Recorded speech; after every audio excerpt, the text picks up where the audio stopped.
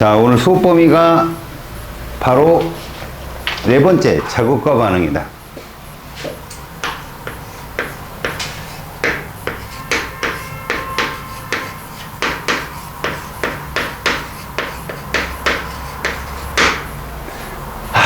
일단 우리가 배우는 순서를 한번 보자. 여기를 들어가기 전에 자극이라는 게 뭘까?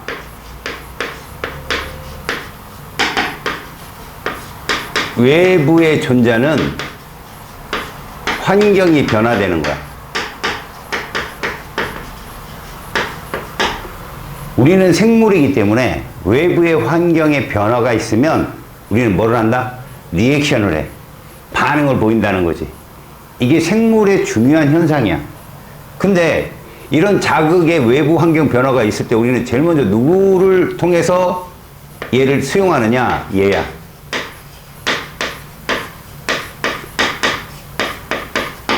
감각기관에서 이 자극을 받아들여서 어디로 통해 전달하느냐? 신경을 통해서 전달을 해. 신경을 통해서. 그럼 어디로? 이제 여기 감각기관에서 받은 거를 감각신경, 우리가 보통 감각신경이라고 하거든, 이거를. 신경 중에서도. 그럼 어디로 가느냐? 뇌로 간다. 어디? 뇌와 척수. 중추 기관계로 가는 거야. 이게 뇌와 척수야. 여기서 수용을 하지. 분석을 하고 명령을 내보내. 이게 운동신경이야. 명령을 내보내는 이 절차가 운동신경. 그럼 이걸 통해서 우리가 뭐를 해? 반응을 보인다. 운동기관이야. 그럼 그 첫 시간에 우리는 뭘 배우느냐? 바로 얘를 배운다. 누굴 배울까? 눈, 그 다음에 뭘 배울까? 귀, 그 다음 뭘 배울까? 입, 코, 피부. 인간의 대표적 감각을 받아들이는 것. 여기서 제일 마음에 드는 게 뭐야? 없죠. 여튼간에 눈, 귀, 입, 코, 피부 순서로 감각기관을 배우고 그 다음에 신경계가 뭐가 있는지 그 다음 배울 거고 뇌와 척수에 대해서 배울 거며 그 마지막에는 이런 작용은 왜 하는지를 배워. 왜 자극을 보일까? 우리 몸은 목숨이 위태로운 경우도 있지만 몸의 생명체는 자신의 항상성을 유지할 필요성도 있어. 우리 몸의 체온이 36.5도씨처럼 온도가 너무 높아지면 너무 더워요. 그럼 시원한 데를 찾아가는 거고 너무 추우면 따뜻한 데를 찾아가는 거야. 그래서 우리 몸에 물질 대사가 계속 편안하게 일어날 수 있도록 해 우리가 생명을 유지할 수 있거든. 그런 걸 항상성이라고 그래. 그런 걸 좋아주는 애들이 호르몬들이고 신경계들이고 이것들이 마지막으로 자극과 반응이 끝나는데 고등부로 진학하면 요건 안 배워요. 감각기관은. 중딩 때만 배웁니다. 그럼 어느 부분을 배우느냐? 실제로 통합과학이라는 여러분들 수능을 보는 과목에서는 이쪽 부분이 배제됐다고 생각해도 좋아요. 이쪽 부분이 안 나와요. 얼마나 좋아요? 그죠? 대신 여러분들이 배웠던 세포 그런 건 나와요. 그리고 화학 반응, 촉매에 대한 거, 효소에 대한 거. 그리고 여러분들이 처음 둥절둥절하는 생명 중심 원리라는 게 나와요. 단백질 합성, 뭐 이런 거. 지금은 자극과 반응에서 요 부분, 감각기관이란 부분, 그걸 그러니까 신호를 전달해주고, 그 다음 명령을 전달해주는 신경계, 그 다음에 중추기관계, 기관계를 중추신경계라고 하는 게 낫겠다. 중추신경계. 기관계는 좀, 기관계 일종인데 신경계로 하자. 뇌와 척수. 그 다음에 운동기관. 이런 식으로 자극과 반응을 보겠다. 오늘 첫 시간으로는 감각기관을 보도록 합니다.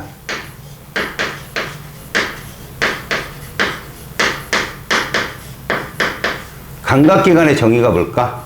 외부 자극을 인지하는, 받아들이는. 외부 자극을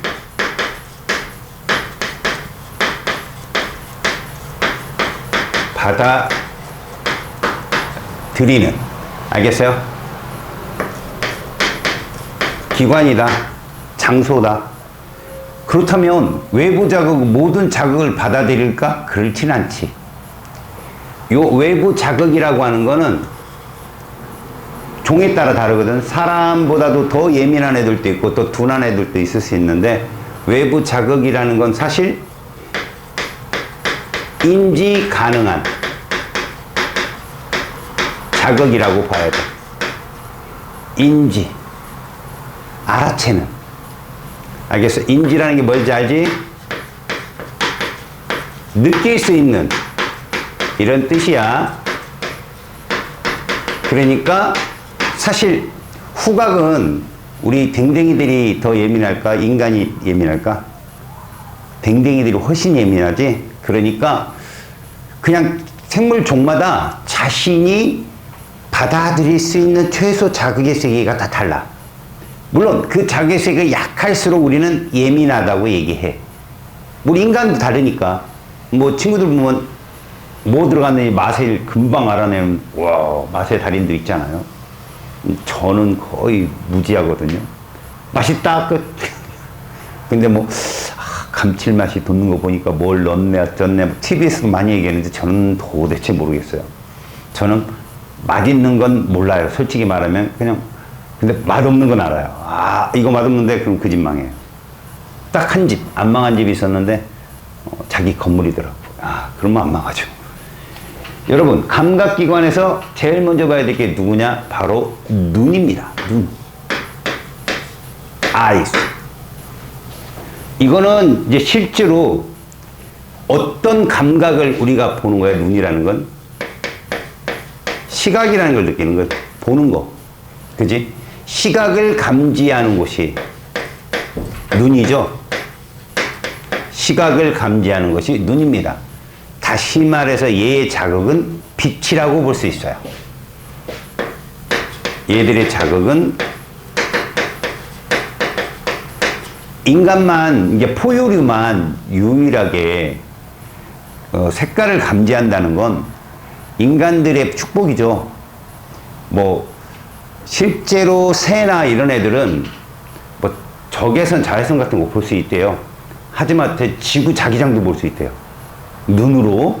근데 인간은 그럴 필요는 없잖아요. 우리가 뭐 철새처럼 돌아갈 모두 없고. 근데 인간에게 뭐가 있냐면 색깔을 감지해서 이 열매가 익었는지 안 익었는지를 눈으로 볼 수 있는 능력치가 있대요. 먹고 사는데 진화된 거죠. 눈, 굉장히 중요한 거죠. 그래서 눈이라고 하는 것의 기본 구조와 기능이라는 게 있어요.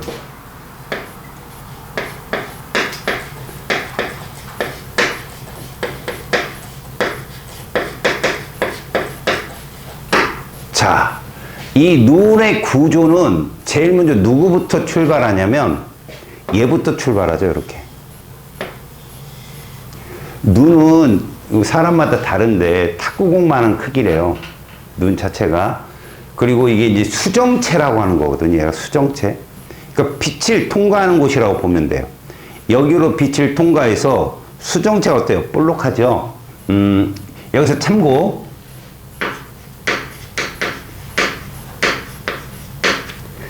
빛이 꺾이는 걸 우리 유식한 말로 뭐라고 부르는지 알아요? 오, 똘똘해요. 이런 말을 씁니다. 빛이 휘어지는 거, 다시 말해서 꺾이는 현상이라고 부르는데, 빛의 속력이 달라서 일어나는 현상이에요. 근데 이 굴절이라는 건 간단하게 설명하면 두꺼운 쪽으로 꺾인다. 요거만 알면 돼요.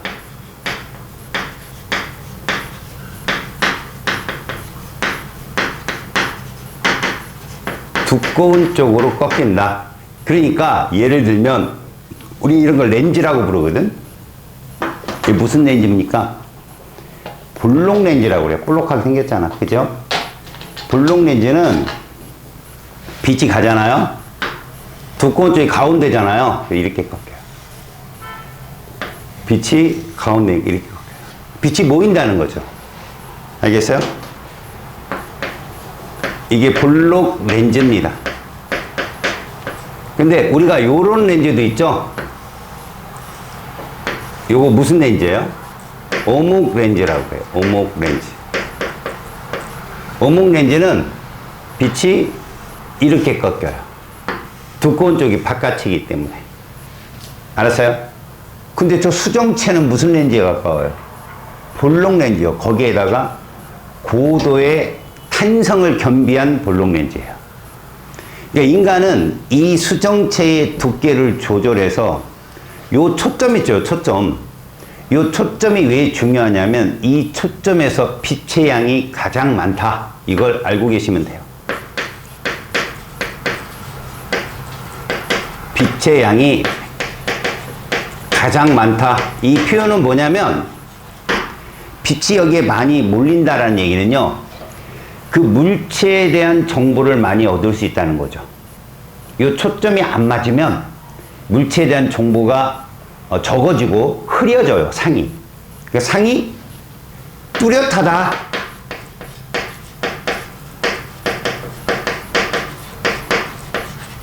상이 뚜렷하다라고 표현할 수 있겠어요. 자, 그러면 이제 이 수정체 두께를 조절하는 애가 있겠죠? 그죠?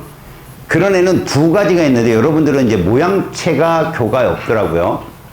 선모체하고 모양체가 있어요. 실제로 여기 이렇게 있는 게 이게 선모체거든요. 이렇게 보세요.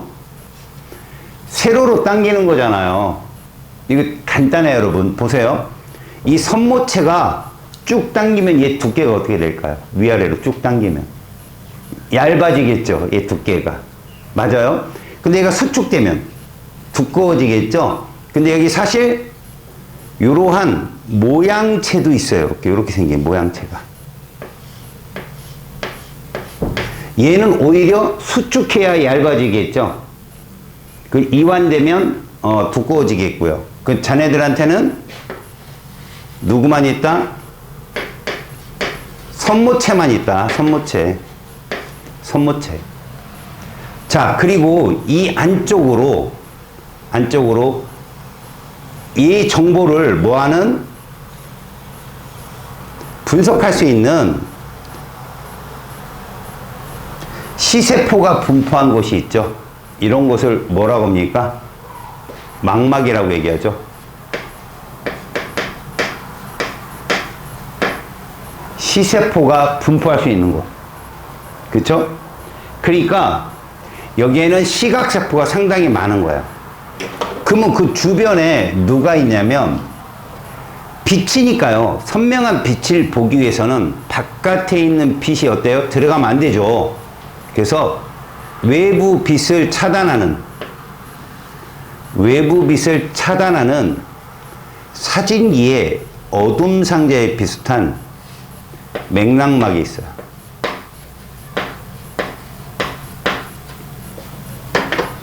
그 다음 가장 바깥쪽에 이 눈 안쪽이 이게 유리체거든요, 여러분. 이게 유리체인데 얘를 보호해주는 바깥에 공막이라는 게 있어요.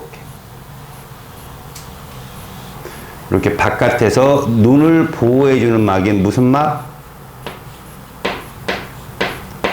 공막이 존재합니다. 이런 식으로. 알겠죠? 자, 그렇다면 이제 이 수정체를 보호하는 그 바깥쪽 막은 또 무슨 막일까요? 이 앞에 이 수정체를 보호해주는 이 막이 바로 각막입니다. 각막. 각막.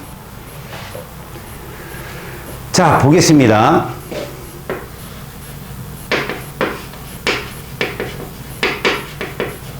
자, 이 안에가 유리체인데, 여기다 써요. 자, 빛은 들어가면 어떤 식으로 맺히느냐. 이렇게 맺히겠죠? 그래서 꺾여서 여기로 가면 꺾여서 여기로 정확하게 들어옵니다. 자, 이 부분 망막인데 쏙 들어간 부분이 있을 거예요.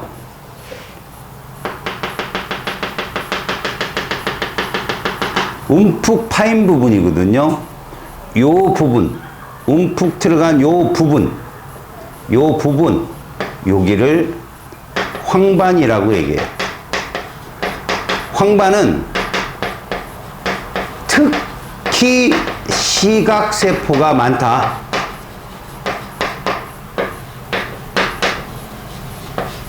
특히 시각세포가 많다. 그러니까 저기에 딱 도달한 것을 우리가 시신경을 통해서 뇌로 전달해 주는 건데, 시신경이 나가는 부분이 여기에요.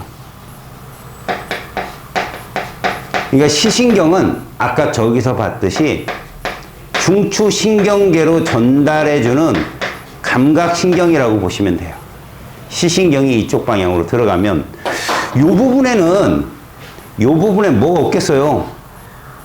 이 부분 보세요. X친 부분. 이 부분 시각세포가 없어요. 그럼 여기에 상이 맺히면 어떻게 할까요? 볼 수 없어요. 이 지점이 맹점입니다. 이 지점이 맹점이고, 여기에 상이 맺히는 사람들이 맹인이에요. 맹인. 알겠어요? 볼 수 없는 그런 사람이라고 볼 수 있겠죠.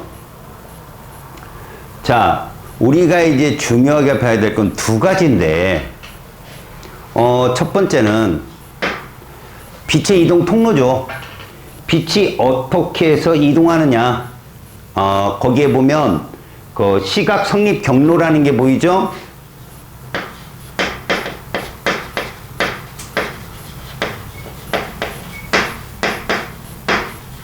시각의 성립의 경로. 그러면 빛은 어디를 제일 먼저 통과한다?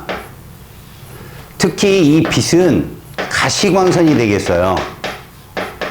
우리는 과시광선을 감지를 하니까. 각막을 통과해서 어딜 통과합니까? 수정체를 통과하죠. 그래서 유리체를 지나서 어디에 도착한다? 황반에 도착하죠. 사실은 그게 망막의 시각세포라고 합니다. 망막의 시각세포죠. 황반에 도달하면 아주 명확한 상을 보겠죠. 이거를 어디에서 시신경이 어디로 전달해 준다? 뇌로 전달합니다. 대뇌겠죠, 대뇌. 요게 시각의 성립 경로예요. 그러니까 나머지 맥락막이나 공막이나 선모체나 이런 것들은 이 시각이 잘 도달했군 주변에서 공조자 역할을 해주는 거죠. 망막은 말 그대로 여기서 실제로 빛을 감지하는 시각세포를 갖고 있죠. 그래서 시각세포도 여러분들이 나중에 배우면 알겠지만 색깔을 구분하는 원뿔세포랑, 그 다음에 뭐 우리가 보통 얘기하는 저거죠, 어둡고 밝은 거, 명암을 구분하는 세포.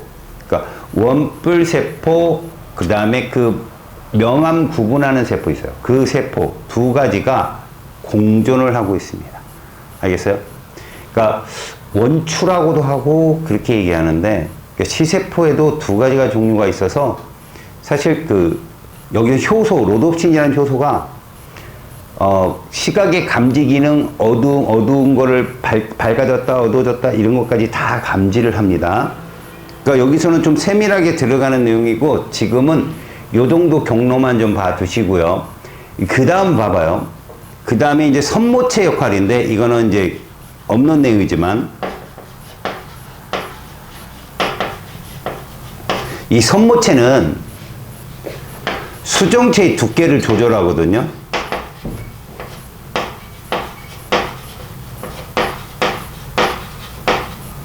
그래서 실제로 가까이 있으면 이 선모체가 수축을 해서 얘를 뚱뚱하게 만들어줘요. 수정체를. 가까이 있는 물체는 더 상을 두껍게 해서 상이 많이 꺾여야 되는데, 먼 곳에 있는 물체는 또 얇기 때문에 또 길게 빼야 되거든, 뒤쪽으로. 그래서 선모체 자체가 이완이나 수축을 통해서, 그러니까 수축을 하는 이유는 가까운 물체를 볼 때, 그 다음 먼 곳을 볼 때는 이완이 되겠죠. 이런 식으로 손모체는 두께 조절. 맥락막은 뭐 조절한다고 그랬어요? 빛의 차단. 외부 빛을 차단해서 좀 더 명확한 상을 인지할 수 있도록 도와주고, 공막은 눈을 보호해주는 역할, 유리체는 빛의 완벽한 이동 경로를 잡아주는 역할을 해줍니다. 이게 눈의 구조와 기능입니다. 자, 문제는 거기에 보면 맹점의 확인 보이죠? 한쪽 눈을 가리고 얘가 어디가 안 보이는지 보는 거죠. 오른쪽 눈을 가린 채 눈을 응시하다가 오른쪽으로 숫자를 차례로 하나씩 보게 되면 안 보이는 지점이 생겨요. 그게 맹점이에요. 알겠습니까? 그러니까 눈을 가리고, 오른쪽 눈을 가리고선 병아리를 보다가 1, 2, 3, 4, 5 이렇게 그림을 응시하다가 오른쪽 방향 숫자를 차례대로 하나씩 보게 되면 어느 순간인가 보이지 않거든요. 그거는 병아리가 상의 맹점에 도달했기 때문에 그래. 이렇게 눈으로 한번 확인해 보세요. 그러면 1, 2, 3, 4 오른쪽으로 숫자를 차례대로 하나씩 보게 되면 어느 순간인가 병아리가 딱 사라지는 순간이 나와요. 그걸 너무 이제 그 부분에서 선생님 병아리 안 사라져요. 이제 그 사람의 시각의 그 길이, 그 차이에서 그래요. 알겠어요? 숫자를 차례대로 보시면 보입니다. 왼쪽 눈 가리고도 한번 보시고요. 이거는 모든 상태를 우리가 다 볼 수 없다는 거죠. 잠자리처럼 360도를 다 돌려가면서 눈을 돌릴 수는 없고, 우리는 앞에 부분을 볼 수 있는 그런 상태다. 자, 그럼 여기서 하나, 눈이, 이제 학생들 중에 눈이 근시다, 원시다 이런 거 되게 많잖아요. 그런 걸 이제 보완을 하는 게 안경이지 않습니까? 자네 페이지 중에 저기로 한번 넘어가 볼까? 152쪽 봐봐요. 자, 교정이라는 거 한번 볼까요? 안경으로 어떻게 근시와 원시, 이건 가까울 근자하고 멀 원자예요. 그래서 근시는 먼 곳을 못 보는 거죠. 그럼 뭐는 볼 수 있다는 거죠. 가까운 곳은 잘 보는 거예요. 멀리 있는 물체를 볼 수 없다.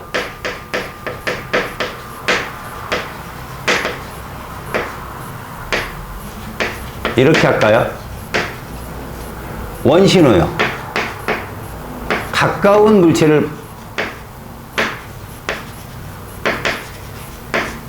요렇게 정의를 할까요?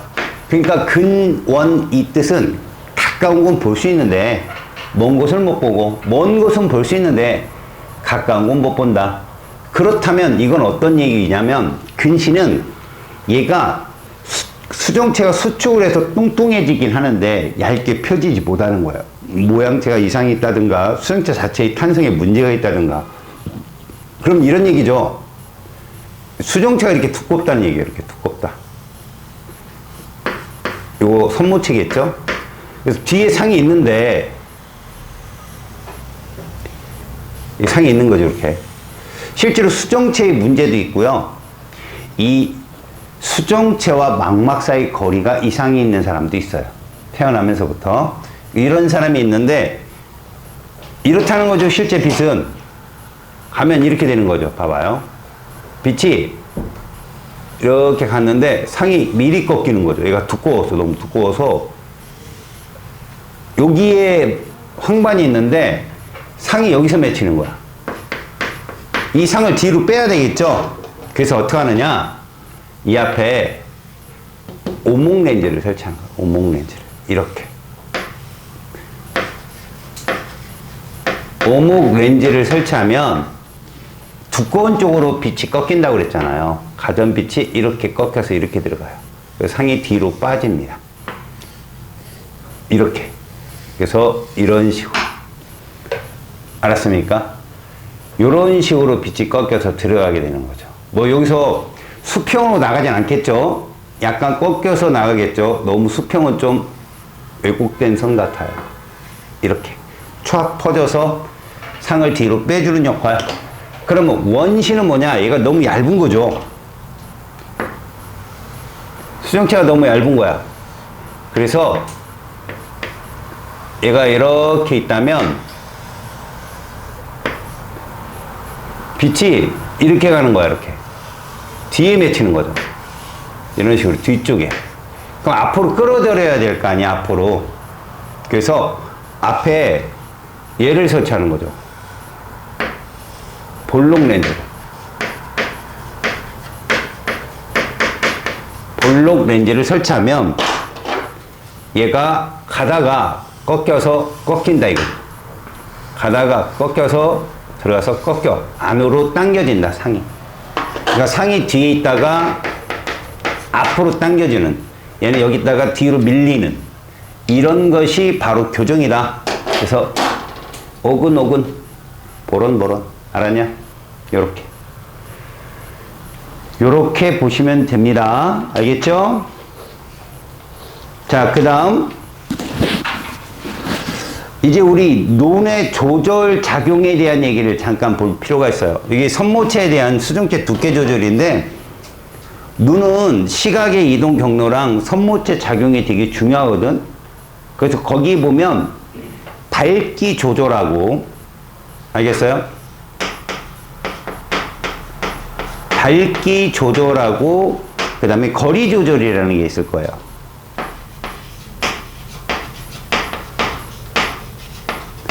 자, 밝기 조절과 거리 조절은 인간이 뭐 의지력으로 하는 건 아니에요. 이런 걸 이제 무조건 반사라고 하는데, 밝으면 자동으로 빛의 양을 줄일 필요가 있죠. 너무 밝으면 우리가 하나도 안 보여. 구분도 안 되는 거니까. 그래서 거기에 밝을 때 어떤 식의 작용이 있냐. 자, 여러분, 요게 표시가 안 돼 있지만 빛의 양을 조절하는 요게 존재합니다. 요거 보세요. 각막 안쪽에 요게 존재해요. 이렇게 요거 누구죠? 요게 바로 홍채예요. 홍채. 자, 홍채는 여러분들 정면으로 보면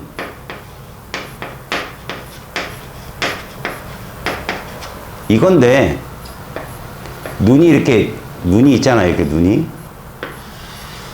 그럼 여기에 이렇게 눈이 있으면 밝으면 이렇게 됩니다. 요걸 잘 봐요. 요걸 뭐라고 합니까, 우리가? 동공이라고 하죠. 동공이 어떻게 돼요? 줄어요. 그러면 주위에 있는 이거, 지금 말한 요게 홍채예요. 요게. 요 홍채의 색깔이 검은색이냐 갈색이냐, 유럽 애들은 푸른 색깔이냐 이렇게 물어보잖아요. 그럼 이건 뭐냐? 홍채가 이완이 된다고 그래. 늘어난다. 그럼 동공이 어떻게 된다? 축소가 되겠죠. 이런 식으로. 홍채가 이완이 돼서 동공을 축소. 이게 밝을 때 일어나는 일이에요. 고양이들은 말이야. 고양이들은 이렇게 줄어. 이렇게 줄어. 세로로. 사람만 동그랗게 줄어들고. 그러면 어두울 때는 어떠냐? 어두울 때는, 자, 우리가 눈동자가 이렇게 있다. 그러면 빛의 양이 많이 필요하잖아. 그 동공이 이렇게 돼. 동공이 확장된다고 그래. 그럼 요건 뭐지? 요게 홍채거든.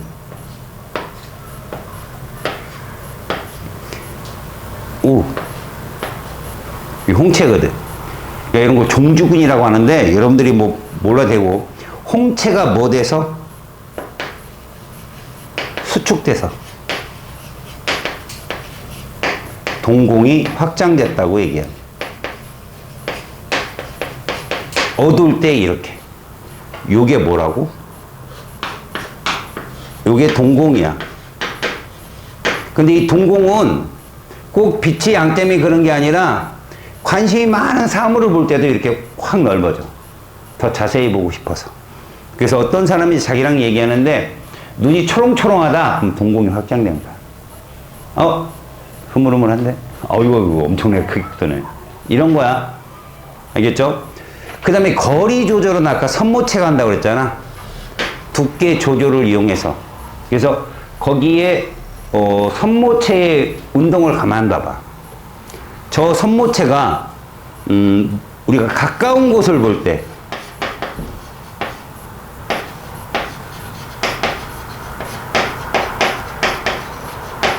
이렇게 볼까? 그러면 얘가 두꺼워져야 돼, 이렇게. 그러면 선모체가 먼저 수축이 돼. 그러면 수정체가 어떻게 된다? 두꺼워져. 두꺼워진다는 얘기는 이걸 얘기하는 거예요. 요 양쪽이 두꺼워진다. 그래 상이 앞쪽으로 맺히니까. 근데 먼 곳을 볼 때는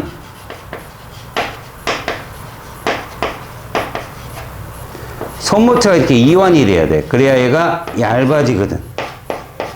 그래서 선모체가 쭉 늘어나. 이완이라고 하거든. 늘어난다는 거. 쭉 늘어나면 수정체가 같이 얇아진다. 그래서 거리 조절하고 밝기 조절에서 인간이 어쩌지 못하는 자연스러운 현상이 두 가지가 있어. 그리고 눈의 가장 중요한 역할은 뭐야? 무조건 뭐야? 사물을 보는 거죠. 그지? 그런데 그런 눈이 다치지 않게 혹은 선명한 상이 맺히도록 이 두 가지 부가적 조절기관이 따라온다. 알겠습니까?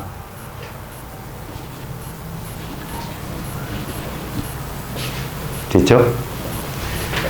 자, 그리고 아까 뭐 시세포에서 좀 잠깐 얘기했지만 원뿔세포나 막대세포 이쪽 두 가지가 색하고 그 다음 어두운 정도, 명암 정도를 감지한다라고 했는데 막대세포가 훨씬 많아요.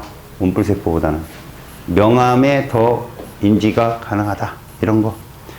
그래서 우리는 이렇게 얘기하자. 빛이 딱 모이는 거에서부터 우리는 알았잖아. 빛의 양이 가장 많이 모이는 곳이 황반인데 거기에 있으면 정보를 더 정확하게 알 수 있듯이 빛을 모으는 역할을 정말 잘해야 돼.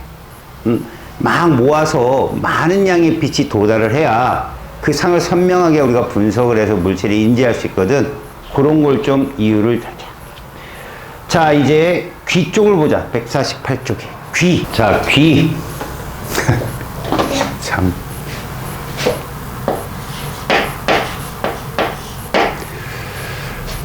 귀는 뭐를 감지하는 곳이라고?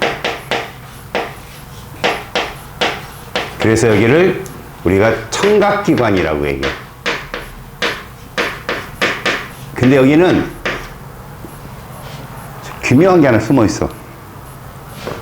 이것만 감지한 게 아니라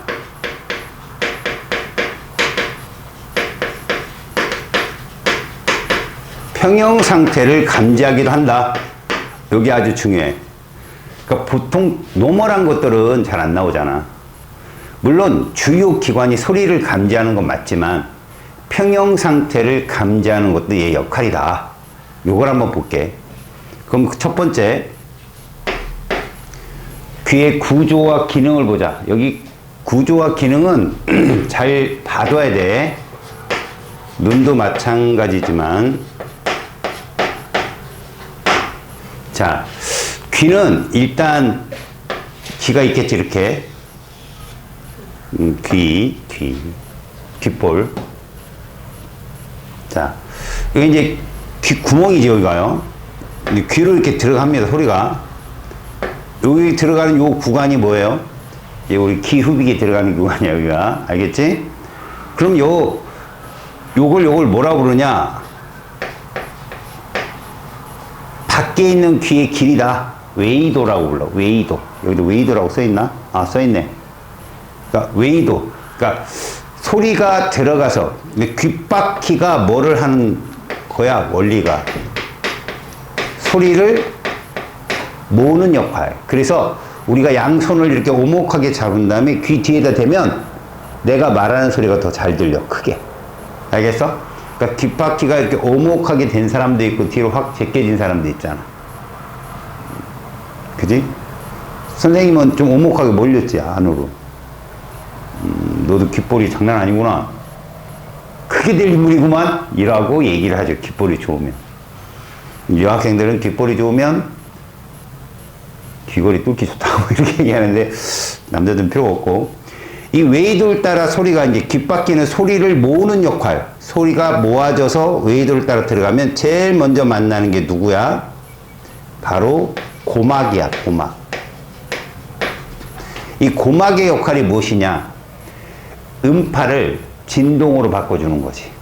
그러니까 소리를 우리가 보통 음파라고 얘기하거든.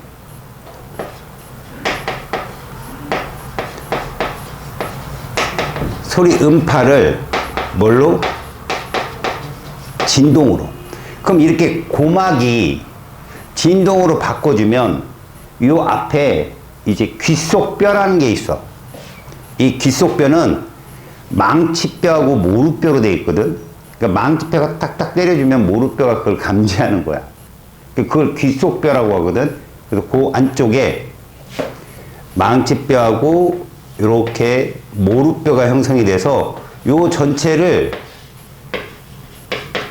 귓속뼈라고 얘기해. 얘는 소리를, 진동을 증폭시키는 역할을 해. 마치 이제 뭐 트랜지스터하고 똑같거든. 집적회로 해서. 이 소리를 막 증폭해. 진동을 크게 해주는 거야. 이걸 증폭이라고 하거든. 증폭. 증폭이라고 얘기해. 증폭. 키운다 이거지. 이렇게 키운 소리는 어디로 따라가냐면 이쪽에 있는 좀 길게 뺄게. 마치 뭐같이 돼 있어. 이렇게 달팽이 관처럼 돼 있잖아. 달팽이처럼. 그죠? 얘가 달팽이 관이야. 실질적으로 기저막으로 되어 있는 거든. 여기는. 그러니까 여기에 소리가 막 들어가면서 소리를 감지하는, 실질적으로 소리를 감지하는 역할을 여기서 해. 근데 여기가 중요한 게 하나 있어. 얘랑 연결된 게 있는데 이쪽에 쭉 연결을 보면 이런 식으로 연결이 돼 있어서 이쪽에 이렇게 올라가는 거 보면 이렇게 돼 있거든. 여기에 있는 얘들이 참 중요한 놈이야. 여기 있는 게 바로 얘들이지. 평형 상태를 감지하는 애들이거든, 얘가. 그러니까 요 위에 있는 세 개, 고리도 아니고 여기 봐봐요. 여기 반으로 되어 있는 거리, 이걸 반고리관이라고 하고, 그것이 세 개 다 세반고리관이라고도 얘기하고. 내가 만든 거야. 간을 세자를 쓴 건. 세반고리관이 이렇게 존재하는데 얘 역할이 뭐냐? 회전 감각을 감지해. 내가 지금 돈다, 안 돈다. 돌았다는 얘기가 미쳤다는 얘기는 아니고 내 몸이 회전을 한다, 안 한다. 그래서 여기에는 무엇이 존재하냐면 림프액이 존재하거든. 림프액이 존재해서 거기에 선모가 있어. 이 선모가 반듯하게 뻗어 있는데 림프액이 돌게 되면 선모가 휘어지겠지. 유체의 움직임 때문에. 내가 도는구나 라고 느껴주는 게 세번고리관이고, 요 아래쪽에 이게 전정기관이거든. 얘는 내가 기울었다, 똑바로 서 있다, 위치 감각을 알려주는 거야. 여기에는 작은 돌가루, 이석이라는 게 있거든. 얘가 한쪽으로 쏠리면서 내가 지금 비스듬하게 있다, 아니면 수평으로 있다, 이걸 감지하게 해주는 게 전정기관이야. 그래서 내가 아까 얘기했잖아. 귀에는 반전이 있다고. 귀에는 뭐가 있다고? 반전이 있는 거야. 소리 감지 말고 평형 감각. 그래서 얘들 둘은 감각신경이 소뇌로 연결돼. 잘 안 보여요? 괜찮아요? 소뇌로 연결돼, 얘들은. 여기 달팽이관은 신경 자체가 어디로 가냐면 여기서 쭉 따라가는 게 이제 이쪽으로 가는 게 이게 이제 청각신경이거든. 얘는 당연히 대뇌로 가겠죠.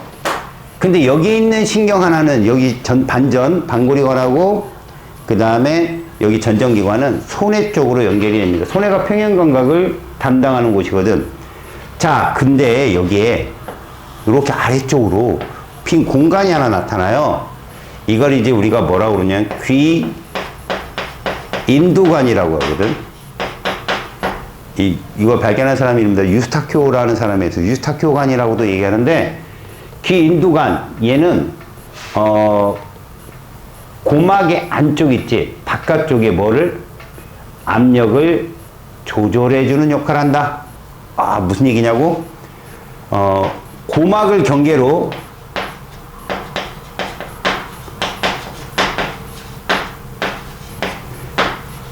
압력을 조절하는 곳이야. 외이와 내이의 압력 조절이라고 부르거든. 외이, 내이. 바깥쪽, 안쪽. 이건 이제 바깥쪽 귀 외이, 이건 안쪽 귀 내이, 이런 말을 쓰는데, 이거는 뭐 여러분들 맨날 느껴. 비행기를 타면서 고공으로 또 고도 높은 데로 올라가면 귀가 멍하죠. 그래서 침을 꿀떡 삼키면 뻥 하고 뚫리고, 그지? 그게 얘 역할이라고. 그 다음에 반대로 물속으로 들어가면 압력이 세단 말이야. 수압도 세고. 그래서 처음에 스킨스쿠버를 처음 배울 때, 이제 너도 할 기회가 있을 거 아니겠어? 물속에 들어가면서. 그땐 코를 막고 숨을 쉬라고 그래. 어떻게 숨을 쉬어?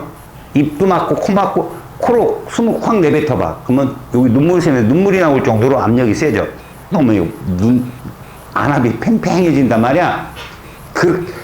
숨으면서 들어가야 돼, 안으로. 그래야 귀가 안 아파.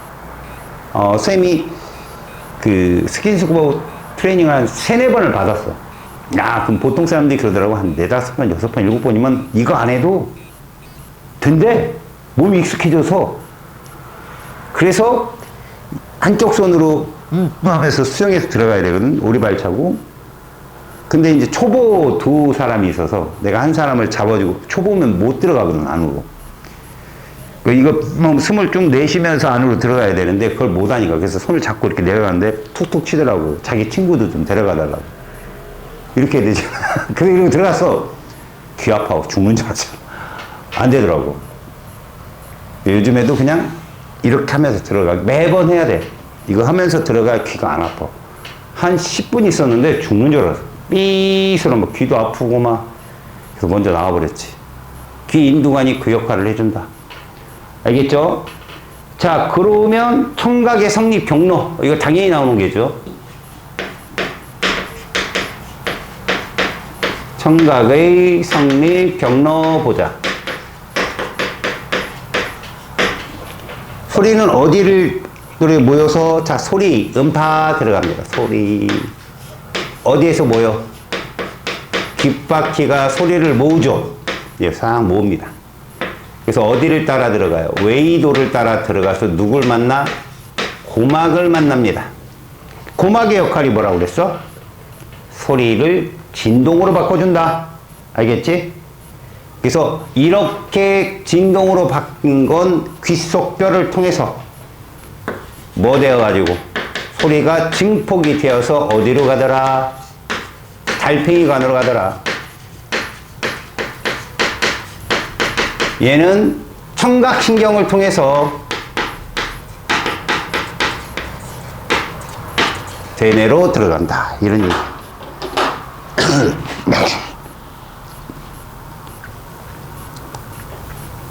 알겠습니까? 오케이. 그래서 실제로 이런 소리 감지 쪽 본연의 말고 그 외 거 있지. 반고리관하고 전정기관, 이 2개의 기능이 더 시험에 잘 나온다. 얘들만 따로 내이라고 하거든요. 여기를 달팽이관, 전정기관, 반고리관, 요걸 내이라고 그러는데 내이만 쏙 빼서 시험에 잘 나오니까 꼭 기억하자. 이렇게 그 다음에 이런 식으로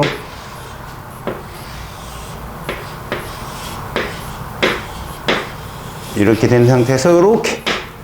여기가 뭐라고? 반고리관. 여기가 뭐라고? 전정기관. 이게 뭐라고? 달팽이관이야. 알겠어요? 그래서 회전감각, 위치감각, 소리감지.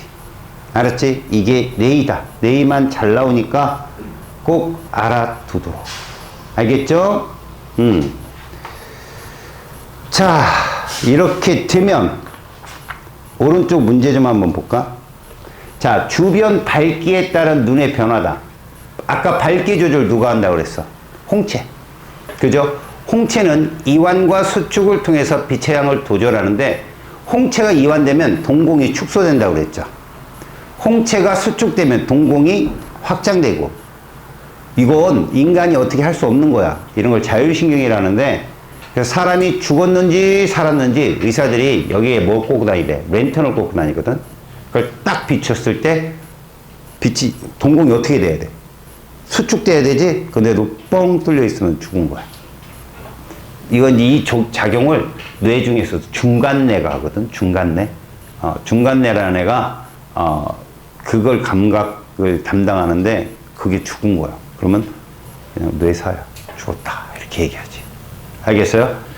자, 주변이 밝을 때는 홍채가 어떻게 돼야 돼? 이완돼야죠. 확장. 확장이 돼서 면적이 늘어나면서 동공의 크기를 어떻게 해야 돼? 축소시켜야 돼. 작아지게 해야죠. 작아지고. 주변이 어둡다면 홍채가 뭐 돼서? 수축돼서 동공을 확장시키고. 그러면 우리가 막대세포라 해야죠. 그 세포가 빛을, 명암을 조절하고. 알겠어요? 두 번째, 거리에 따른, 우리는 선모체가 이 역할을 한다고 그랬지. 자, 거리가 가까워. 그럼 홍채의 두께가 두꺼워져야 되죠. 그러면 선모체도 수축된다. 그럼 홍채도 두꺼워지고. 그래서 먼 곳을 볼 때 선모체는 수축이 되고 수정체는 두꺼워져야 된다. 가까운 곳을 볼 때 선모체, 어이구, 미안해. 먼 곳을 볼 때는 선모체 이완돼야죠. 먼 곳을 볼 때는 얇아져야 되니까. 이완하고 얇아지고요. 가까운 곳을 볼 때는 선모체가 수축되고 수정체가 두꺼워진다라는 표현을 씁니다. 자, ASF 이름을 쓰시오. A를 뭐라 불렀죠? 고막이라 불렀고, 제일 중요한 역할이 뭐였냐? 소리를 진동으로 바꾸는 역할을 얘가 했고, B는 귓속뼈죠. 그 진동, 미약한 소리도 증폭시키는 역할을 B가 담당을 했고, 자, 여기서 중요한 게 나오네. C는 뭐라 그랬지? 반고리관이며 회전감각. D는 전정기관이며 위치감각. 그 다음에 E는 달팽이관이며 소리감지. 그 다음에 F가 뭐야? 귀인두관. 바깥쪽 귀, 안쪽 귀. 외의와 내의의 압력을 조절하는 곳이다 라고 우리가 배웠습니다. 이해갔습니까? 자, 설명하는 부위에 기호를 쓰세요. 몸의 회전을 감지한다. C겠죠. 그 다음 고막의 진동을 증폭시킨다. 귓속뼈, 모르뼈, 망치뼈가 존재하는 귓속뼈입니다. B겠죠. 몸의 기울어짐을 감지한다. 이석이 존재하는 전정기관입니다. 소리에 의해서 진동하는 얇은 막이다. A죠. 진동하는 A, 고막입니다. 고막. 고막 안쪽과 바깥쪽의 압력을 같게 조절하는 역할 귀인두관 F예요. 소리를 자극으로 받아들이는 청각세포, 그러니까 기저막이 존재하고 청각세포가 존재하는 건 소리감지 달팽이관입니다. E. 다음은 청각이 성립하는 경로인데, 소리는 귓바퀴에 의해서 모아지고 뇌이도를 땅에 들어가고 고막에서 소리를 진동으로 바꿔주며, 기억 고막이죠. 귓속뼈, 달팽이관의 청각세포, 그 다음에 무슨 신경? 청각신경. 그죠? 그 청각신경으로 바로 쭉 어디로? 대뇌로 들어갑니다. 아시겠습니까? 오케이. 넘겨보세요, 이제 코하고 입 남았어. 피부하고. 귀하고 눈하고 귀가 가장 메인 디시라면, 알았냐? 이쪽은 에피타이저 정도 되는데, 나오죠, 당연히. 우리 코스 요리를 가면 꼭 나오는 것처럼 코하고 혀, 미각을 보겠습니다. 코는 후각이라고 하죠, 후각. 후각기관이라고 얘기하고요. 입은 이제 미각을 느끼는 거. 근데 이 둘을 같이 쓴 이유가 있어. 후각과 미각은 상호 관계적이야. 그래서 코가 막히잖아? 그러면 미각을 잘 못 느껴요. 그래서 이런 게 되게 많아. 그러니까 냄새와 함께 맛을 같이 느껴야 우리는 진정한 맛을 느낀다고 그래. 그렇겠지? 그래서 코하고 입, 감기 걸리면 입맛이 떨어지는 게 그거야. 뭐 입맛대로 먹는 건 아니죠, 우리는. 배고파서 먹지만. 그죠? 그런 역할이죠. 그래서 후각은 거기에서 처음에 무엇을 느끼는 곳이냐라는 게 중요해. 자, 코. 얘는 기체 화학물질.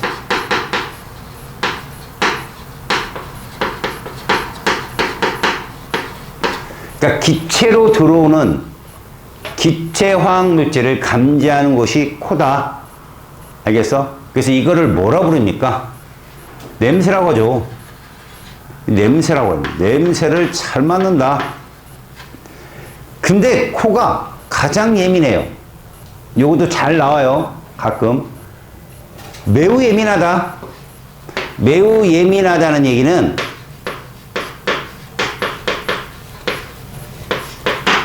금방 무감각해진다는 얘기예요. 그래서 친구들 중에 누가 실례를 하잖아. 뿌슝하고 조금 있으면 냄새가 안 나요. 아, 냄새 가셨네. 마비된 겁니다. 딴 반 애들이 문 열고 들어오면 오, 무슨 냄새 이럽니다. 그러니까 방울이 딱 나는데 오, 이거 무슨 냄새야. 그런데 나는 안 나는데 걔가 방구 낀 거야. 처음 끼고 자기가 냄새 맡고 마비된 다음에 니들이 맞는 거라고. 아시겠죠? 그래서 얘들은 성립 경로가 어떻게 되느냐라고 한다면 간단합니다. 코는 일단 외부 환경 변화가 누굽니까? 기체 상태의 화학물질이죠. 경로를 보면 기체 상태의 화학물질 두 자로 뭐라고 그래? 냄새. 얘가 가서 어디로 간다? 후각세포로 가겠죠. 이게 보통 후각세포가 코 안쪽에 존재하는데 바로 피부 근처에 있단 말이야. 그래서 후각상피란 말을 쓰거든.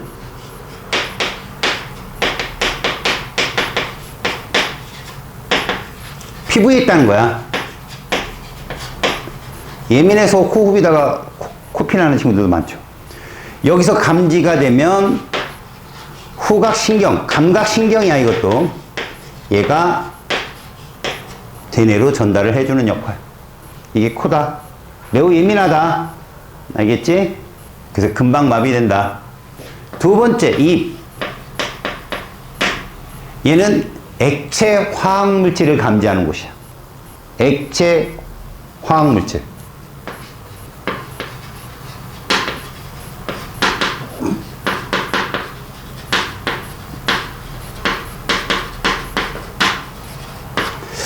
얘는 이제 조금 더 자세하게 나오거든. 그래서 거기 보면 유두라는 게 있을 거야. 혀 표면에 작은 돌기인데 얘는 후각 상피세포에 존재하는데 그 혀에 유두는 도돌도돌하게 나 있어. 이건 마치 뭐가 똑같냐면 우리 소장이 도돌도돌하게 융털이라고 하는 그 세포의 모양이 있거든. 도골도골하게. 혀의 유두는 실제로 표면적을 넓히려는 그런 효과야. 그래서 거기 보면 혀 표면에 작은 돌기인데 얘는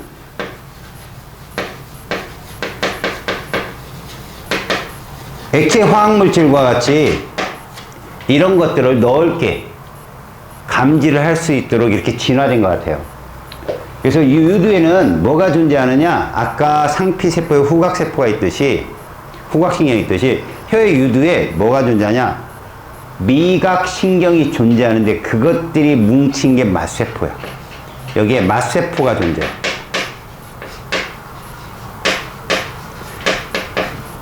마치 꽃봉오리 같다 해서 옛날에 맛봉오리라고 되어 있어, 예전에는. 그래서 여기 맛세포가 존재하는 여기에 바로 미각신경이 존재한다. 미각신경이 있다. 그러면 그 맛이 뭐냐 도대체? 우리가 느끼는 맛, 그 뭐 미각신경은 그래서 맛이 있는데 단맛, 짠맛, 쓴맛, 그 다음에 신맛, 그 다음에 감칠맛까지 5개를 맛을 구분한다. 알겠어요? 이렇게 5가지 맛을 구분하게 되고, 그 다음에 이런 것들은 경로가 어떻게 들어가느냐. 뭐 액체 화학물질 자체에서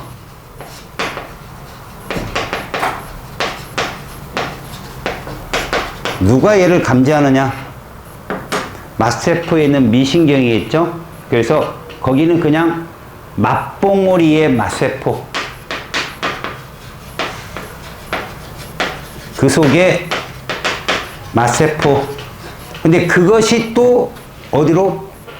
미각신경을 통해서, 미각신경을 통해서 감각신경의 감각, 미각, 뇌로 전달이 된다. 여기에 바로 요런 식으로. 알겠죠?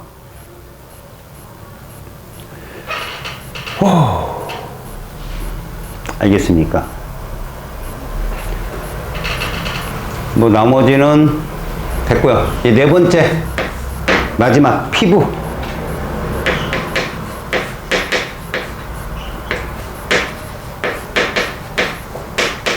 우리가 느끼는 온점, 냉점, 통점, 그 다음에 앞점부터 시작해서 촉점까지 이런 걸 모두 느끼는 거죠. 그래서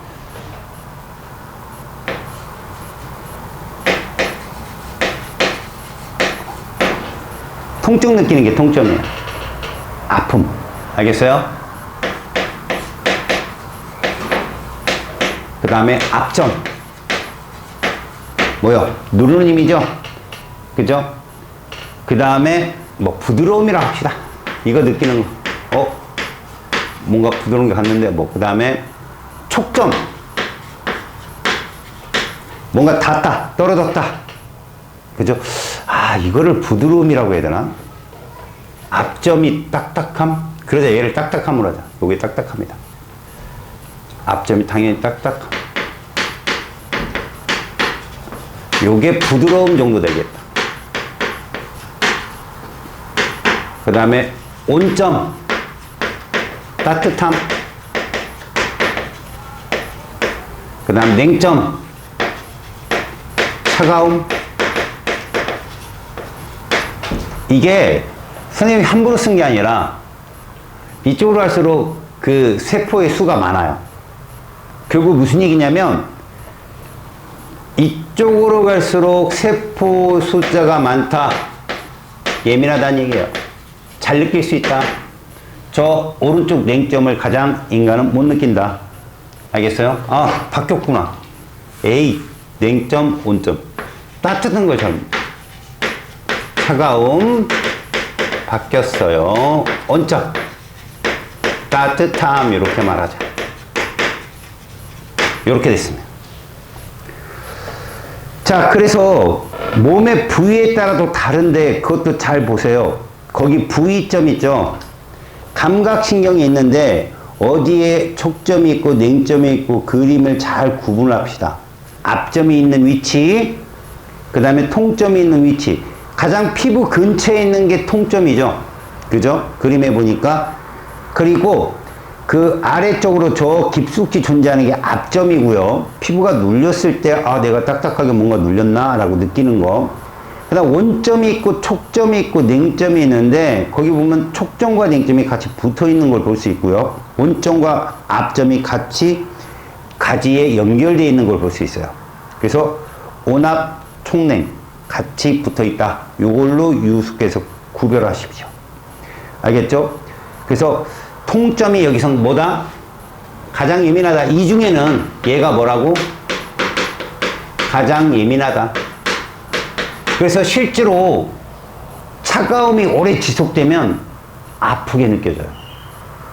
통점이 반응한다고, 이제. 얘가 또. 너무 차가우면. 알겠죠? 그래서 피부의 감각점을 통해서 감각신경이 뇌로 전달되는, 그러니까 어차피 이 점 다 밑에는 뭐가 존재한다? 감각신경이 존재해요. 이걸 통해서 뇌로 전달이 된다라는 것이 피부 감각의 중요한 특징. 자, 그러면 오른쪽 문제를 한번 봅시다. 코와 혀의 구조예요.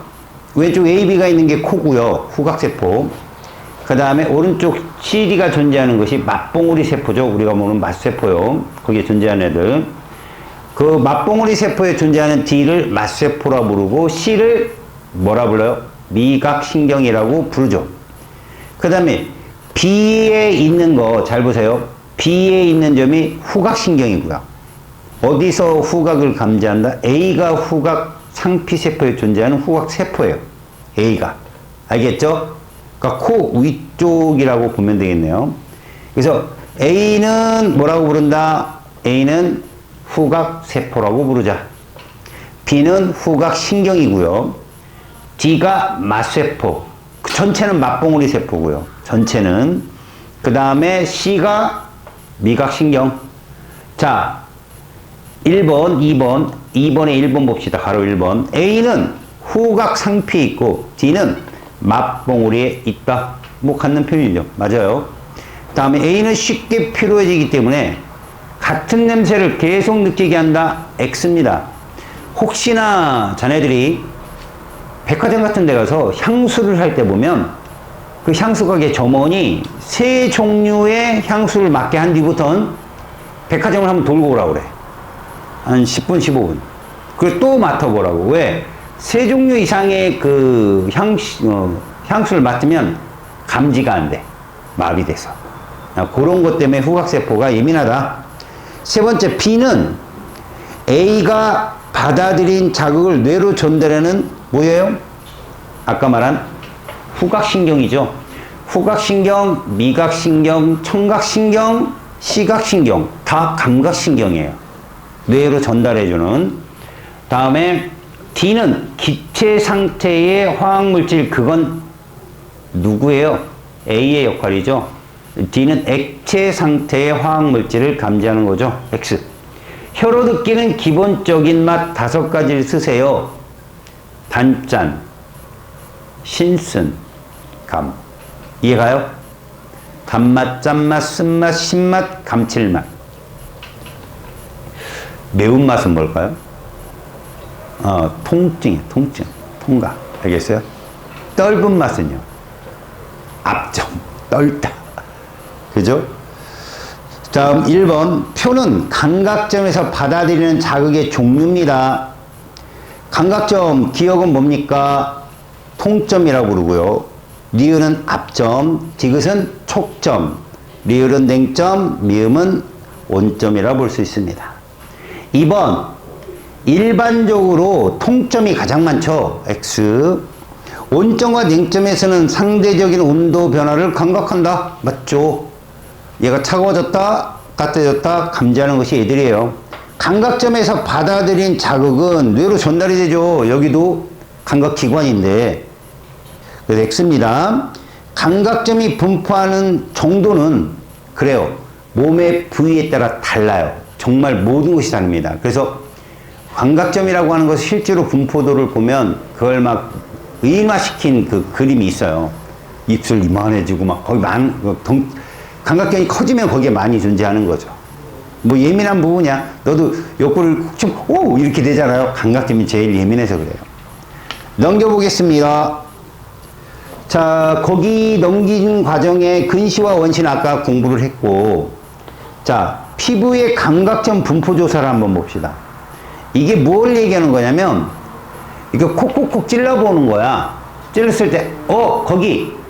그러니까 뭐냐면, 앞점 같은 경우는 쿡쿡쿡쿡 눌러보고, 그 점에서 출발하는 거야, 위로. 위로 출발했을 때, 다른 곳이다. 그러면 거리를 재는 거지. 알겠어? 이게 뭐냐면, 그 단위 세포, 그러니까 단위 면적 안에 과연 서로 다른 자극이라고 구분되어지는 것이 가까우면 예민한 거고. 왜? 바로 인근에서의 자극을 감지할 수 있다는 건 감각점이 많이 분포하는 거잖아. 그지? 그래서 좀 멀면 둔한 거죠. 이제 그런 것들을 측정하는 부분이에요. 그래서 거기 보면 몸의 부위에 따라 감각점의 수의 차이가 있음을 확인을 해보자. 그리고 하드보드에다가 이쑤시개를 2개씩, 이거 세게 누르면 안 되겠죠. 피나면 안 돼요. 그죠? 콕콕콕 찔러서 느껴보는데, 손등, 손바닥, 이런 걸 느껴보면, 확실히 감각점이 어디에, 앞점이 어디에 많이 있느냐.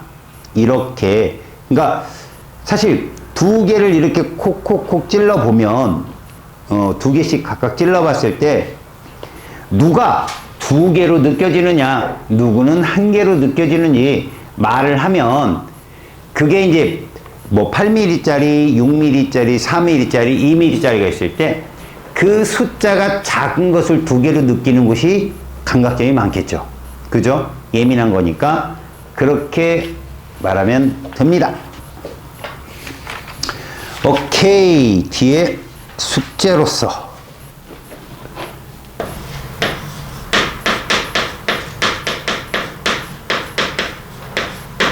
앞에서 받아들인 감각기관에서 받아들인 자극이 쭉 이동했단 말이야. 자, 일단 볼까? 시각은 누가? 시각신경이. 소리는 누가? 청각신경이. 이런 식으로. 그 다음에 냄새는 후각신경이. 맛은 미각신경이. 피부 감각은 모두 감각신경. 그래서 이 모두가 바로 감각신경이거든. 그런데 이 신경계는 역시 마찬가지로 세포로 이루어져 있잖아. 그래서 첫 번째, 이런 감각신경이라는 것이 무엇으로 이루어져 있느냐, 그걸 배우는 것이 어디야? 뉴런. 뉴런은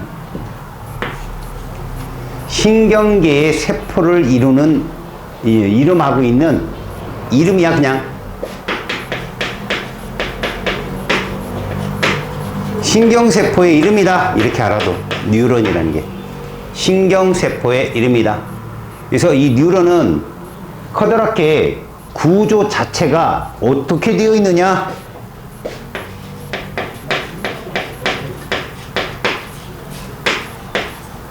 뉴런 구조는 좀 다른 데랑 달라. 요렇게 돌기가 나와 있고, 그 돌기 중에 가장 긴 돌기가 있어. 이렇게 긴 돌기. 요렇게. 요거는 이제 보통 우리가 신경세포체라고 얘기하거든. 핵이라고 부르는데, 핵. 그리고 이 볼록볼록 튀어나온 게 이게 가지돌기야. 요게 긴 게 축삭돌기고. 이건 어떤 역할을 하냐? 일단 가지돌기가 하는 역할은 감각을 받아들이는 거야. 그러니까 우리가 보통 말하는 신호라고 얘기해야지, 실질적으로 이렇게 저런 시각이나 소리나 냄새나 맛은 이쪽 뉴런 쪽에서는 그 전기 신호로 전달이 되거든. 가지돌기는 신호를 받는 역할을 하고, 축삭돌기는 다른 뉴런으로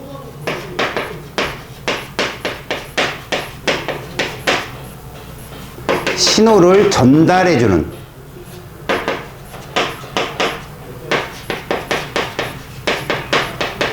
해주는 역할이야. 그래서 뉴런과 뉴런 사이에서 자극이 이동할 때는 반드시 축삭에서 가지로 가야 돼. 가지에서 축삭으로 가면 뭐 되냐? 앞자만 읽어봐. 가지에서 축사고로 가면 가축된다고. 어떻게 가야 된다고? 축 가야 돼. 쭉 가야 된다고. 알았지? 그러니까 절대로 가축은 되지 마. 축 가야. 알겠지? 그래서 이렇게 뉴런의 구조를 보면 이렇게 특징적으로 놓는데, 여기에 자세히 보면 프랑크햄 소시지 같이 이렇게 막 뭐 이렇게 중간중간에 뭐가 있지. 이게 휴반세포인데 이렇게 말려 있거든, 얘가. 요거는 이제 뭐라고 부르냐면, 요런 걸 요렇게 있는 애가 있고 있지 않는 애가 있는데, 요런 걸 마리집이라고 그래. 마리집이 있으면 신호의 이동 속도가 되게 빨라. 그러니까 예민한 뉴런에는 이게 붙어 있어. 근데 이게 붙어 있지 않는 애들을 민마리집이라 하거든. 그거는 이제 고등학교에 가서 여러분들이 배우고, 지금은 이렇게 돼 있다. 그리고 뉴런 내에서는, 뉴런 세포 하나에서는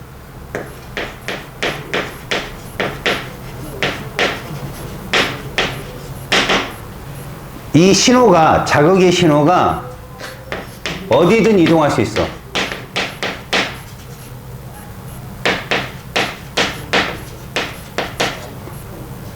자극 신호 방향이 양방향이야.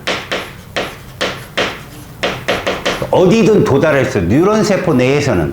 근데 요걸 조심해라. 뉴런과 뉴런 사이에서는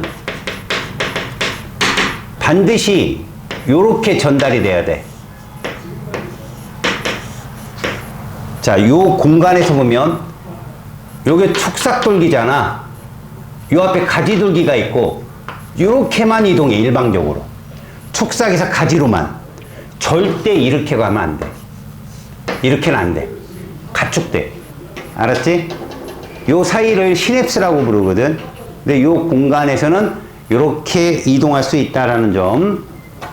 그리고 이 뉴런의 종류는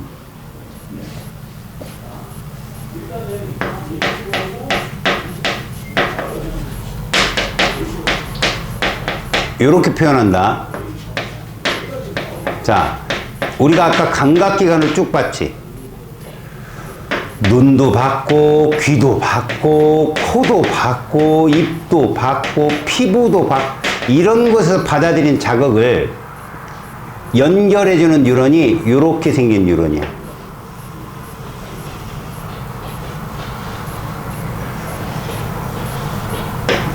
이렇게 생긴 뉴런. 좀 특이하지? 신경세포체가 가운데에 있어. 이걸 감각뉴런이라 하거든. 하나의 세포라고 해도 받아들이는 가지돌기가 이렇게 선생님이 간단하게 썼지만 굉장히 복잡하게 그 전달, 그러니까 받아들이고 전달에 진심인 애들이 감각뉴런이야. 그럼 이걸 받는 애가 있어. 이렇게 이렇게 짧아. 이렇게 이런 걸 연합뉴런이라고 해. 신호를 받아서 자극을 분석하고 명령을 내리는 곳이라고 생각하면 돼. 그럼 명령을 어디로 내리느냐? 여기로 내려. 이렇게 길게 축사소리가 나와 있어. 이게 운동뉴런이야. 명령을 전달하는 역할을 하고, 여기에는 운동기관이 있다. 발이라든가 팔이라든가 눈동자라든가 이런 것들이 여기에 다. 눈꺼풀 하대. 눈꺼풀. 눈이 움직인다면 또 헷갈릴 수 있어. 그래서 감각뉴런은 전달 역할, 연합뉴런은 신호를 분석하는 역할, 신호를 감지, 전달이 얘들의 주 목적이고, 연합뉴런은 그 신호를 분석하고 명령하는 것이 얘들의 역할. 운동뉴런은 명령 신호를 운동뉴런에 전달하는 역할. 그래서 실제로 요 뉴런이 요렇게 그 다음에 요렇게 이 두 개를 합쳐서 말초신경계라고 불러. 끝과 처음이다 이거야. 말초신경계. 그리고 가운데 있는 애들 연합뉴런 있죠. 요것들을 우리가 중추신경계라고 불러. 그러니까 무슨 얘기야? 중추신경계를 구성하는 신경세포 이름이 뭐야? 연합뉴런. 말초신경계를 구성하는 신경세포 이름이 뭐라고? 운동뉴런과 감각뉴런이라고 말하면 되는 거야. 알겠죠? 요런 것들이 여기들에 해당된다. 알겠죠? 이때 중요한 게 뭐냐? 이렇게 가야 되는 거지, 이렇게. 이렇게. 이게 뭐라고? 축가. 이게 뭐라고? 축가. 거꾸로 가면 가축이다. 알았지? 작은 이렇게 이동해야 되는 거야. 그렇지 않으면 전달이 안 된다라고 얘기하지. 알겠습니까? 거기에 자극의 전달 경로에 보면 오른쪽 날개글에 써있지. 그지? 그래서 거기에 보면 얘를 뭐에 취급을 했냐? 감각기관. 얘를 컴퓨터의 키보드로 보통 얘를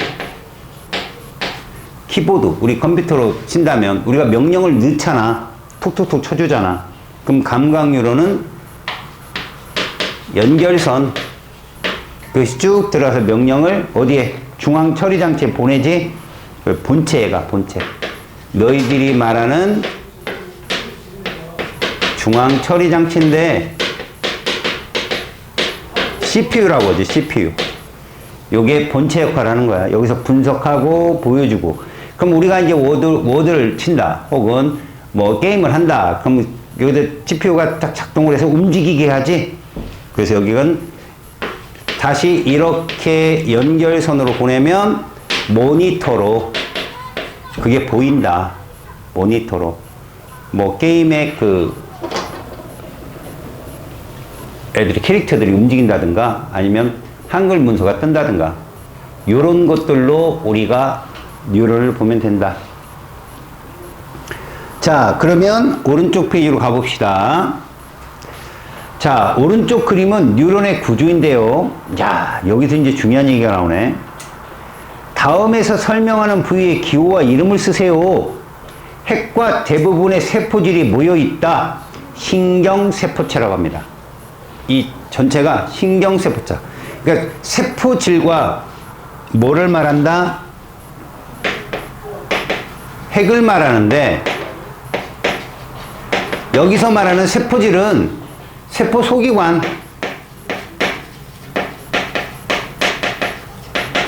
포함한 것들을 말해요. 그 속에는 영양분도 많이 들어있죠. 그러니까 얘는 당연히 이 안에 마이토콘드리아도 존재하고요. 다 존재합니다. 저 안에. 알겠어요? 라이보솜도 있고, 그 다음, 이게 어차피 하나의 세포니까 기억을 해 두시고, 다른 뉴런이나 기관으로 자극을 전달한다. 그게 C죠. 축삭돌기요. C. 그 다음에 감각기관에서 전달한 자극을 받아들인다. 가지돌기죠. 바로 앞에 있는 거기서 말하는 B. 자, 그림은 뉴런이 연결된 모습인데요. A, B, C 이거 바뀔 수도 있다. 조심하세요. A가 오른쪽에 가고 C가 왼쪽으로 올 수도 있으니까 잘 판단해야 돼요. 그래서 중추신경계를 구성하는 건 B죠. 연합뉴런. 우리가 말하는 중추신경계는 누굴까요? 중추신경계 누굴까요? 뇌와 척수를 말해요. 뇌와 척수가 중추신경계인데 걔가 연합뉴런으로 구성되어 있습니다.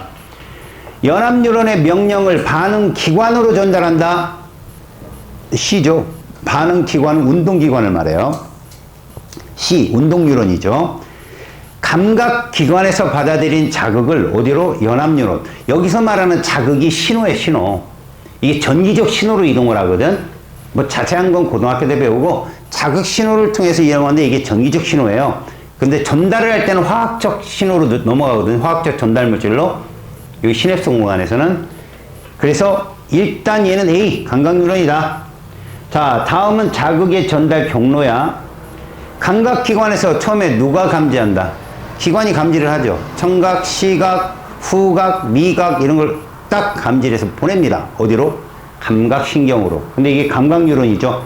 감각신경을 구성하는 세포가 감각뉴런이란 얘기예요. 니은 이러면 중추신경계의 뇌나 촉수로 들어갑니다. 그럼 무슨 뉴런이에요? 그건 연합뉴런. 길이가 짧고요. 연합뉴런들은 대부분 마리집이 없어요. 대부분 마리집이 없고요. 감각뉴런이나 운동뉴런에 마리집이 있는 것들이 많아요. 없는 애들도 있고요. 그 다음 디귿. 이제 애들이 분석하고 명령을 내릴 거 아니야. 그러니까 자녀들이 만약에 벌을 쏘인다. 벌이 딱 쏘였다. 그거 자극이 가는 거야, 뇌로. 그리고 뇌에서 명령을 내려. 야, 발 털고, 발에 찔렸으니까. 발 털고, 소리 질러. 아! 이렇게 명령을 내립니다. 그러면 명령을 얘들이 이행하는 거죠. 디귿은 운동뉴런이 되겠죠. 운동뉴런. 알겠죠? 이렇게 자극이 이동하는 경로를 따라서 이동합니다. 자, 이제 남은 게 이제 중추신경과 말초신경계인데, 자, 이렇게 생각해 보세요. 우리는 세포를 배웠고요. 그 다음에 그들로 이루어진 게 조직이라고 하는 거거든. 그 조직이 모여서 기관이 되고, 그 다음에 기관계가 됩니다. 우리는 지금 기관계에 대해서 지금 갑작스럽게 들어왔어. 근데 그 신경계라고 하는 기관계를 구성하는 기본세포 이름이 뉴런이다라는 걸 명심하고, 종류가 세 종류가 있다. 감각뉴런, 연합뉴런, 운동뉴런. 그런 뉴런들은 각각에 존재하는 신경계, 그 중에서도 중추신경계를 담당하면 누구? 연합뉴런. 말초신경계를 담당하면 감각과 운동뉴런이 있다는 것을 여기서 배웠습니다. 다음 시간에 중추신경하고 말초신경에 대해서 배우고, 그 다음에 그에 따른 반응 경로 중에 척수를 이동하는 게 있어요. 척수. 뇌를 이동하지 않고 척수를 경로하는 게 있거든. 이런 건 이제 무조건 반사라 부르는데, 그에 대해서도 자세히 배우도록 하겠습니다.